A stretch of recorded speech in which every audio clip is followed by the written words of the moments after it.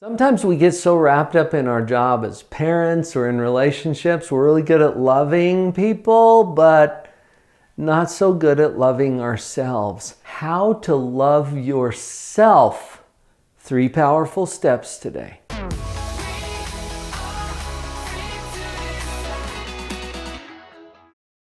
I really like to think of love as a choice and as a verb, more than a feeling or a description. I think those things are certainly included in our conceptualization of love. What if we were to look at it as a choice first? Every interaction we have is going to fall on one side or the other. I don't think that there's a neutral option. I think it's going to be either love or hate. And I use the word hate because people hate that word. Honestly, what's the opposite of love anyway? Well, that's where hate comes in. So if we were to really look at how to get aligned on one side or the other, the hate choice, for example, what does it take to do a hate choice? And I think there's 3 steps to that. You assume the worst about someone. You don't know, so you have to assume, that they're evil. You practice pride because you know you're right, and they, by definition, are going to be wrong. And third, you think to destroy. How can I hurt or punish that person? Well, what does this have to do with ourselves? How often do we assume the worst about ourselves? Oh, I'm just so whatever, right? We practice pride because we know we're right, and people around us are going to tell us, oh, you're a good person, and you're like, whatever, if you really knew me, right? And we blow off their opinion because we're hanging on to our destructive pride that says we know we're right. And then that third thing, think to destroy. And looking for ways to punish yourself and how you're not worthy and you don't qualify for this or that. Look how hateful that particular choice is. Well, what's the love choice all about? There's 3 steps for that too. Assume the best. You know what I've learned about people in my 25 plus years of clinical experience? People are doing their best to do the right things that would enhance their happiness with all the knowledge they have and with the resources that are available to them. I think people generally are doing their best. And I believe that's true of you. What if you were to assume that about yourself? Assume the best. Practice humility, where you're willing to give up your own opinion about yourself and start listening to those people who love you. Maybe they see you more clearly than you see yourself. I got a PhD and I have an opinion about you. Oh yeah, it's easy to blow that off and say, well, Dr. Paul, you don't really know me. Well, I'm in your face right now, and I know that because you're watching this video, you're interested in doing what's best for you. So let's just assume that maybe all those people who love us see us more clearly than we do. You're a good person. Accept it. And have the humility to be able to be open to that opinion. And then that third thing, think to create. Not to destroy, that's a hate choice. To create, to build up, to enhance, and to elevate. What if we did that for ourselves? Assume the best, be open and humble, and think to build and create and lift.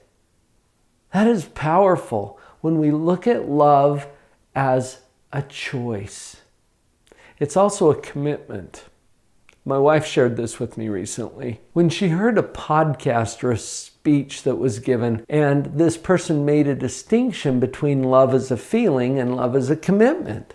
When you say, I love you, it may have nothing to do with how you're feeling in the moment. It may have everything to do with what you are committing to that person. I love to share with parents that their job is to love their kids no matter what and even if. I think that is our job as a parent.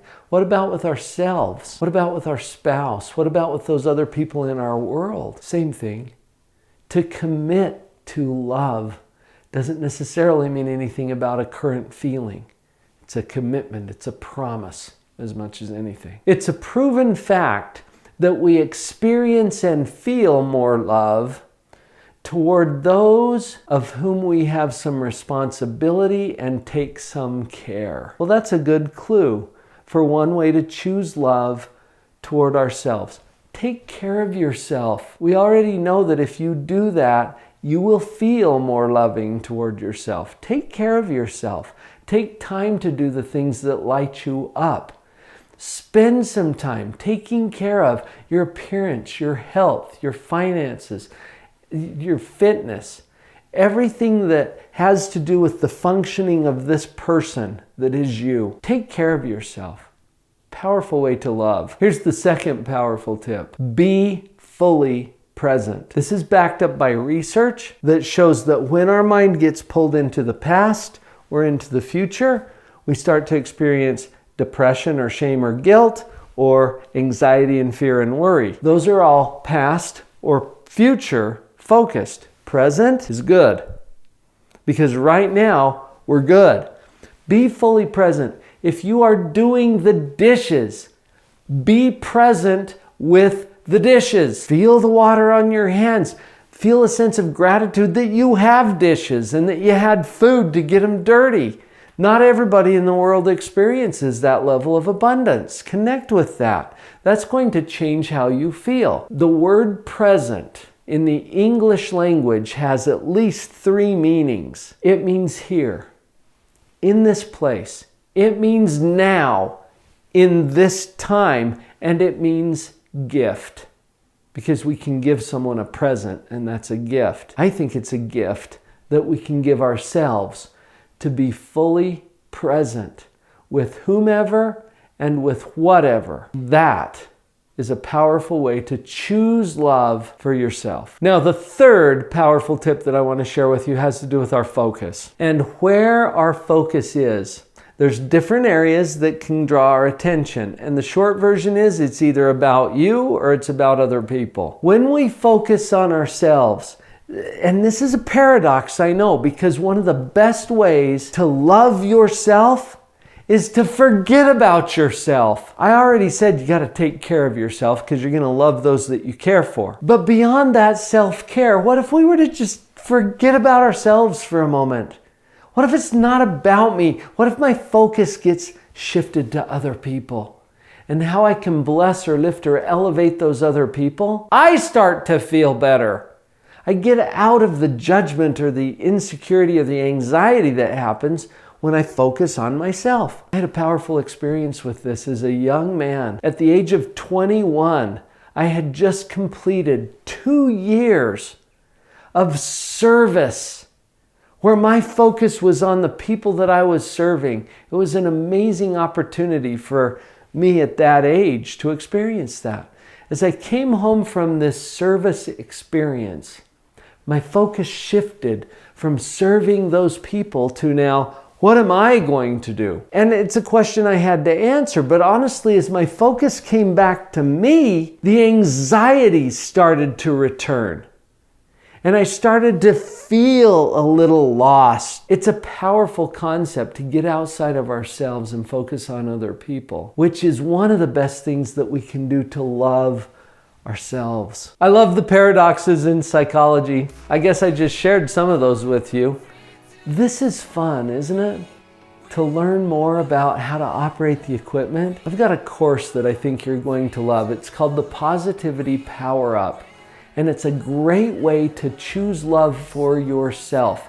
Go to positivitypowerup.com and you'll see what I'm talking about. I'll look forward to seeing you over there. To the phone.